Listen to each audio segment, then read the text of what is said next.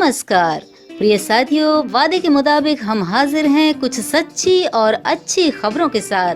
स्वागत है आप सभी का हमारे चैनल न्यूज़ बुलेटिन 8 AM पर। तो जल्दी से सब्सक्राइब कीजिए और हो जाइए तैयार आज की ताज़ा तरीन खबरें जानने के लिए। सूखा ही बीतेगा सावन, जुलाई में भारी बारिश की संभावना कम। मानसून ट्रफ लाइन रविवार से देश के उत्तरी हिस्से में शिफ्ट हो गई है। इसके कारण इस माह भोपाल संभाग समेत प्रदेश के ज्यादातर इलाकों में भारी बारिश के आसार कम हैं। 1 जुलाई तक मध्य में सामान्य से ज्यादा बारिश का आंकड़ा 62% था, जो 19 जुलाई को घटकर सिर्फ 5% रह गया। इस दौरान प्रदेश के सिर्फ 2 जिलों ग्वालियर व जबलपुर में ही सामान्य से कम बारिश हुई थी। 19 जुलाई तक सामान्य से कम बारिश वाले जिलों की तादाद बढ़कर 14 हो गई। इन 19 जिलों में भोपाल जिले में सामान्य से ज्यादा बारिश का आंकड़ा 224 से घटकर 62% रह गया। मानसून की इस बेरुखी से जमीन 1.25 फीट तक सूख चुकी है। सोयाबीन के पौधे मुरझाने लगे हैं। खेतों में जमीन पर दरारें पड़ चुकी है। पेरू में भूकंप के झटके। पेरू में सोमवार को भूकंप के मध्यम झटके महसूस किए गए। रिक्टर पैमाने पर भूकंप की तीव्रता 5.3 मापी गई। प्रभाव में आ गया consumer protection act 2019। Consumer protection act 2019 आज से प्रभाव में आ गया है। यह कानून कंज्यूमर प्रोटेक्शन एक्ट 1986 की जगह लाया गया है। नए कानून में उपभोक्ताओं को खरीदे गए सामान की क्वालिटी और सेवा पर ज्यादा नियंत्रण मिलेगा। इस कानून के तहत consumer protection council, consumer disputes redressal forum, मध्यस्थता, सेवा की जिम्मेदारी, मैन्युफैक्चरिंग, बेचने और डिस्ट्रीब्यूशन पर जुर्माना आदि मामलों के निपटारे किए जा सकेंगे। नया कानून उपभोक्ताओं को यह ताकत भी देगा कि यदि मैन्युफैक्चरर, दुकानदार या डिस्ट्रीब्यूटर कुछ गलत करते हैं तो वे उन्हें कोर्ट ले जा सकें। इसके साथ ही भ्रामक विज्ञापनों पर जुर्माने जैसे प्रावधान जोड़े गए हैं। इसमें पहली बार ऑनलाइन कारोबार को भी इसके दायरे में लाया गया है। खाने पीने की चीजों में मिलावट करने वाली कंपनी पर जुर्माना और जेल का प्रावधान है। नए कानून के तहत यदि किसी मामले में उपभोक्ता को कोई चोट नहीं लगी है तो मैन्युफैक्चरर, दुकानदार या डिस्ट्रीब्यूटर को 6 माह की जेल या 1 लाख रुपए तक का जुर्माना लगाया जा सकता है। यदि किसी मामले में उपभोक्ता को खराब माल की वजह से शारीरिक चोट पहुंची है तो फिर जुर्माने की राशि बढ़कर 5 लाख हो जाएगी और 7 साल तक की सजा हो सकती है। किसी मामले में यदि उपभोक्ता की मौत हो जाती है तो फिर मैन्युफैक्चरर, दुकानदार या डिस्ट्रीब्यूटर को 7 साल जेल की सजा, जो कि उम्र कैद में भी बदल सकती है, और 10 लाख रुपए जुर्माने का प्रावधान किया गया है। एक दिन में प्रदेश के 47 जिलों में कोरोना संक्रमित मिले। मध्य प्रदेश की राजधानी में अब कोरोना तेजी से बढ़ता जा रहा है। दूसरे दिन लगातार 150 से ज्यादा संक्रमित मिले। सोमवार सुबह जारी रिपोर्ट में रिकॉर्ड दूसरे दिन 154 मरीज कोरोना संक्रमित मिले। इधर इंदौर में भी 120 नए केस सामने आए। रविवार को सबसे ज्यादा 837 नए मामले सामने आए। हालत यह है कि एक ही दिन में 52 में 47 जिलों में कोरोना के मरीज मिले। प्रदेश में संक्रमितों की संख्या बढ़कर अब 22,741 तक पहुंच गई है। इंदौर जिले में कोरोना के 120 नए मामले आने के बाद यहां संक्रमितों की संख्या बढ़कर 6,155 तक जा पहुंच गई है। जिले में कोरोना संक्रमित मिलने की संख्या कम होने का नाम नहीं ले रही है। ग्वालियर में अब तक 1,744 लोग पॉजिटिव पाए जा चुके हैं। साथ ही 11 लोगों की मौत हो चुकी है। सितंबर अंत तक हो जाएंगे विधानसभा क्षेत्रों में उपचुनाव। मुख्य चुनाव आयुक्त सुनील अरोड़ा ने कहा कि मध्य प्रदेश में रिक्त विधानसभा क्षेत्रों उपचुनाव समय पर होंगे और सितंबर के अंत तक इन्हें करा लिया जाएगा। चुनाव समय पर हों, यही हमारी मंशा है।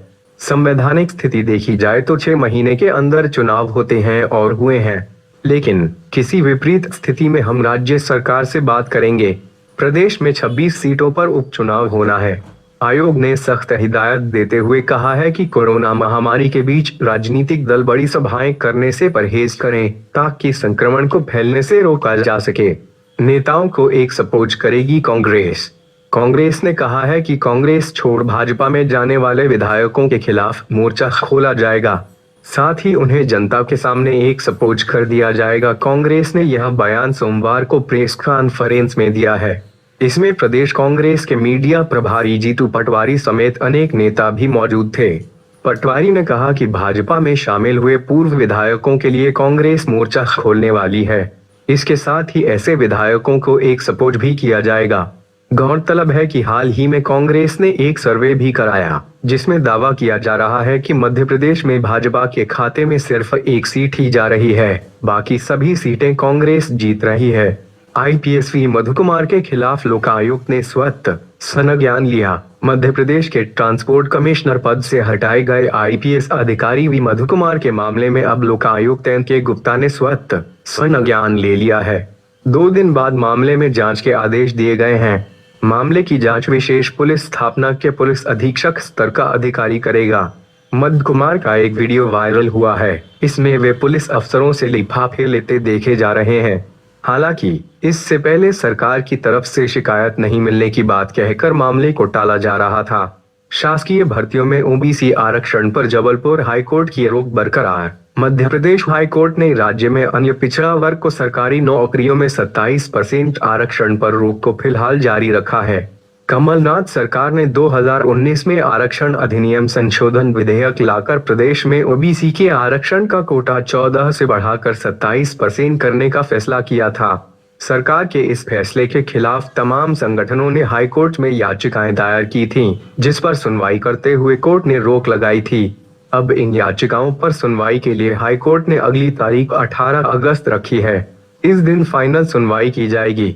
शराब पकड़ने गए पुलिस दल पर हमला, चौकी प्रभारी सहित 2 घायल। मध्य प्रदेश के सतना जिले के रामनगर थाना क्षेत्र में अवैध शराब पकड़ने गए पुलिस के एक दल पर हमला कर दिया गया, जिसमें चौकी प्रभारी सहित 2 कर्मचारी घायल हो गए हैं। पुलिस सूत्रों के अनुसार कल रामनगर थाना क्षेत्र के ग्राम हिनौती में आरोपी राजेश जायसवाल और दिलीप जायसवाल को 6 पेटी विदेशी शराब ले जाते हुए पकड़ा गया था, परंतु शराब तस्कर के दूसरे साथियों ने जिगना चौकी प्रभारी सोमेंदु दत्ता और आरक्षक राम सुरेश पर हमला कर आरोपियों को छुड़ा लिया। शराब माफियाओं के हमले में 2 पुलिस कर्मचारी को चोटें आई हैं। इसके बाद 2 थानों की पुलिस ने देर रात सभी आरोपियों को पकड़ लिया। इस मामले कुल 7 लोगों को आरोपी बनाया गया है। रेत माफिया की दबंगई, वीडियो बनाने पर पंचायत कर्मी का मोबाइल भी छीन ले गए दतिया। मुस्तरा खदान से रेत निकाल कर ले जा रहे रेत माफिया का वीडियो बन रहे रोजगार सहायक का मोबाइल छीना। सरसई थाना के मुस्तरा ग्राम का मामला है, जहां रेत माफिया ने रोजगार सहायक से की धक्का मुक्की की, फिर संदीप शर्मा का मोबाइल भी छीन ले गए। रविवार शाम की घटना होने के बाद भी अभी तक पुलिस ने मामला दर्ज नहीं किया है। सड़क ठेकेदार ने एसडीओ को पीटा। विजय राघवगढ़ में सिंघनपुरा से सिंगावड़ी के बीच सड़क निर्माण के दौरान पीडब्ल्यूडी के एसडीओ द्वारा निर्माण में गुणवत्ता का पालन नहीं किए जाने की बात कहते ही ठेकेदार द्वारा एसडीओ से मारपीट कर दी। एसडीओ भूपेंद्र सिंह लोधी ने विजय राघवगढ़ थाने में एफआईआर दर्ज कराई है। थाना प्रभारी का कहना है कि आरोपी ठेकेदार फरार हैं। पकड़ने के लिए नागौर टीम भेजी गई है। घटना के बाद शासकीय अधिकारी कर्मचारी गुस्से में हैं। आरोपी ठेकेदार को ब्लैकलिस्ट करने के साथ ही जल्द गिरफ्तारी की मांग कर रहे हैं।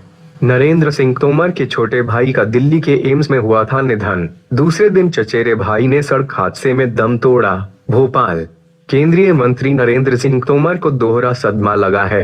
उनके छोटे भाई के निधन के दूसरे ही दिन उनके चचेरे भाई की सड़क हादसे में मौत हो गई। रविवार को ही छोटे भाई का अंतिम संस्कार किया गया। वहीं सोमवार सुबह उनके चचेरे भाई की मौत की खबर आ गई। इधर ग्वालियर पहुंचकर मुख्यमंत्री शिवराज सिंह चौहान समेत कई बड़े नेताओं ने उनके छोटे भाई के निधन पर शोक संवेदना व्यक्त की है। साथ ही सांसद एवं प्रदेश भाजपा अध्यक्ष वी.डी. शर्मा, नगरीय विकास मंत्री भूपेंद्र सिंह, संगठन महामंत्री सुहास भगत एवं भाजपा के प्रदेश मीडिया प्रभारी लोकेंद्र पाराशर भी मौजूद थे। सांसद जनार्दन मिश्र के अंगरक्षक का लटकता मिला शव, पिता ने कहा हत्या हुई रीवा। सांसद जनार्दन मिश्र के अंगरक्षक एसएएफ जवान अनिल प्रताप सिंह का शव संदिग्ध हाल में लटकता पाए जाने के बाद जिले भर में सनसनी फैल गई। सूचना पर मौके पर पहुंची पुलिस ने शव को उतारकर उसका पंचनामा कराया, फिर पोस्टमार्टम के लिए भेजते हुए पड़ताल शुरू कर दी है। इस बीच एसएएफ जवान के पिता सत्यवान सिंह ने इसे हत्या का मामला करार दिया है। उनका कहना है कि मेरे बेटे ने खुदकुशी नहीं की बल्कि उसकी हत्या की गई है। उन्होंने गांव के ही रजनीश सिंह एवं उनकी पत्नी अर्चना सिंह पर हत्या का आरोप लगाया है।